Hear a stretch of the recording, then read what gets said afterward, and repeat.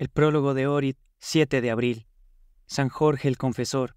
Fue elegido e instalado como metropolita de Mitilene debido a sus grandes virtudes, las que había obtenido por medio de largas labores ascéticas. Este santo gobernó su rebaño espiritual prudente y celosamente hasta muy entrado en la vejez, cuando se desató una persecución bajo León el Armenio, que destruyó los íconos sagrados.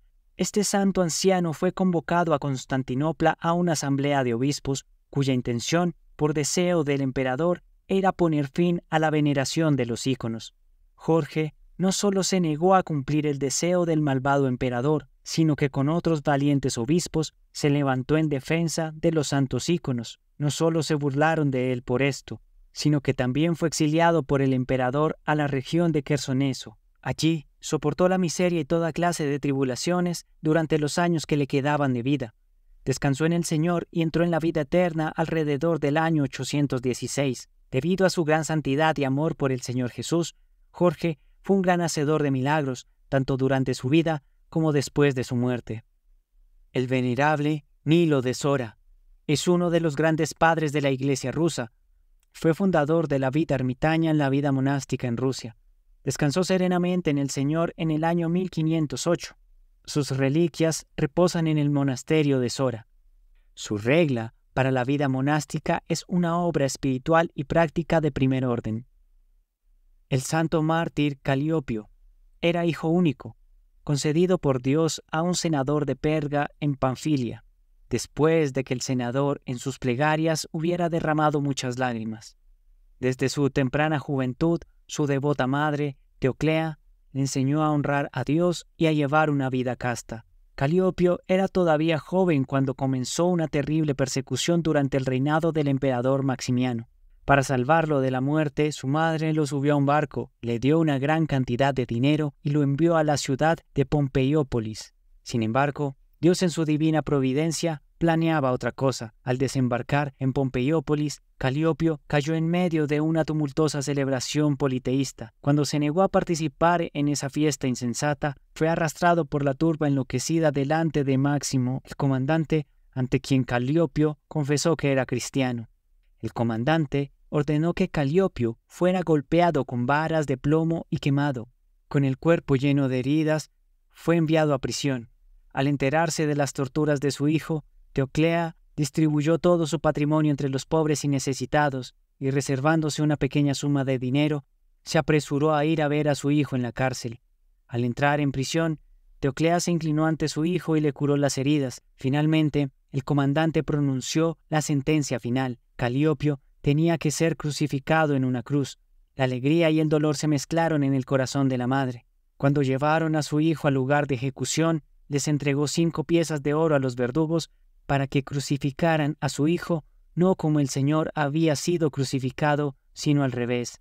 Teoclea hizo esto por humildad ante el Señor. Caliopio fue crucificado boca abajo el Jueves Santo. Su madre estaba de pie junto a la cruz, dando gracias al Señor. Al segundo día, cuando descolgaron su cuerpo sin vida en la cruz, cayó sobre el cadáver de su hijo y también murió. Así fue como ambos se presentaron juntos ante el trono del Rey de la Gloria. Padecieron honorablemente en el año 304. El venerable Daniel de Pereyaslav tenía una forma única de ascetismo, la de ocuparse de los muertos.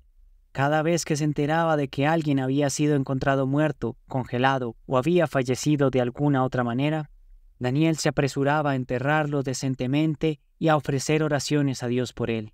Descansó serenamente en el Señor en el año 1540.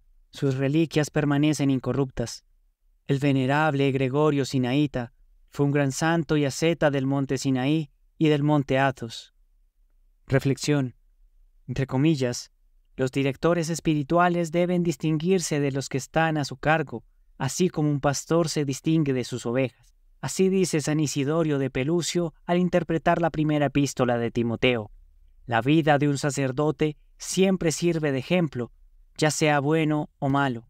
Con una vida ejemplar, un sacerdote confirma el Evangelio, y con una vida mala lo niega. Nadie en este mundo está en situación de confirmar la verdad del Evangelio o de negarla.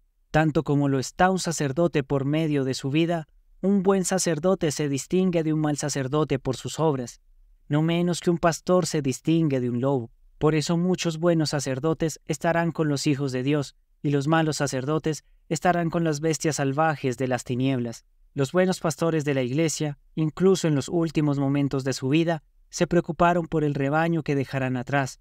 En su lecho de muerte, San José el himnógrafo le pidió a Dios, entre comillas, «Guarda tu rebaño, oh Hijo de Dios, creado por tu diestra, y protégelo hasta el fin de los tiempos. Sé una ayuda para los amados hijos de tu Iglesia. Concede a tu esposa, la Santa Iglesia, la paz eterna y una calma sin tormentas».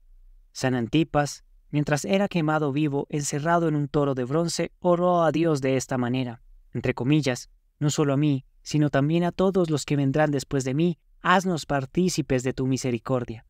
Contemplación. Contemplar la resurrección del Señor Jesús. Primero, como las mujeres miróforas fueron al sepulcro con mirra y aloe para ungir a aquel que es el dulce aroma del cielo y de la tierra. Segundo, como el ángel les anunció la resurrección del Señor con las palabras, ¿por qué buscáis entre los muertos al que vive? Sermón. Sobre la búsqueda entre los muertos del que está vivo. Entre comillas, ¿por qué buscáis entre los muertos al que vive? Lucas, capítulo 24, versículo 5. El ángel de Dios pregunta a las mujeres miróforas como si estuviera asombrado. ¿Por qué buscáis entre los muertos al que vive? Como si el que percibe el misterio de Dios y el poder de Dios quisiera decir, entre comillas, ¿cómo pueden pensar por un momento que Él es rehén de la muerte? ¿No saben que Él es dueño de la vida?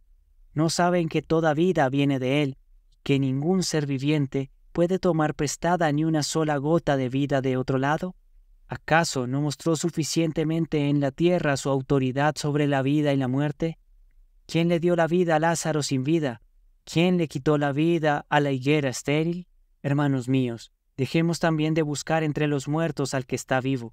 Si alguno de nosotros sigue buscando todavía a Cristo entre los muertos, que desista de ese esfuerzo que destruye el alma. Ese es el esfuerzo inútil de los judíos, paganos y no cristianos. Sabemos que el Señor y dador de vida no está en el sepulcro, sino en el trono de gloria de los cielos.